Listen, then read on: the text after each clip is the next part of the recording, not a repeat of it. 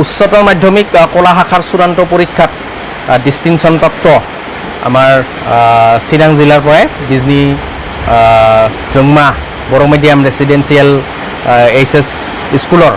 আমাৰ পাণবাৰীৰে নিবাসী মথুৰা ব্ৰহ্মই সমগ্ৰ অসমৰ ভিতৰত এডভান্স বোৰ্ডৰ বিষয়ত তেখেতে 98% পাই চিৰাং জিলালৈ যি গৌৰৱ কৰি আনিলে তেখেতক আমি সৰু চিৰাং জিলা ছাত্ৰ সন্থা পাণবাৰী আঞ্চলিক ছাত্ৰ সন্থা আৰু বিজনী আঞ্চলিক ছাত্ৰ সন্থাৰ তৰফৰ পৰা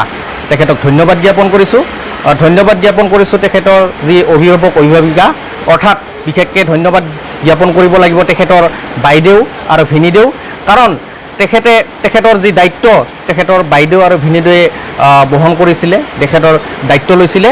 এই চেগতে তেখেতক ধন্যবাদ জ্ঞাপন কৰিছোঁ ইয়াৰ লগে লগে যি শেহতীয়া যি ফলাফলত ঘোষণা কৰিলে এই ফলাফলত যিসকল ছাত্ৰ ছাত্ৰীয়ে সাফল্য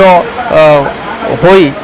ভালদৰে উত্তীৰ্ণ হ'বলৈ সক্ষম হ'ল তেখেতসকলক আমি সদৌ চিৰাং জিলা ছাত্ৰ সন্থাৰ তৰফৰ পৰা ধন্যবাদ জ্ঞাপন কৰিছোঁ আৰু বিদ্যালয়ৰ মুৰব্বীসকলক আৰু ছাত্ৰ ছাত্ৰীৰ যি পৰিয়ালবৰ্গ আছে তেখেতসকলক ধন্যবাদ জ্ঞাপন কৰিছোঁ।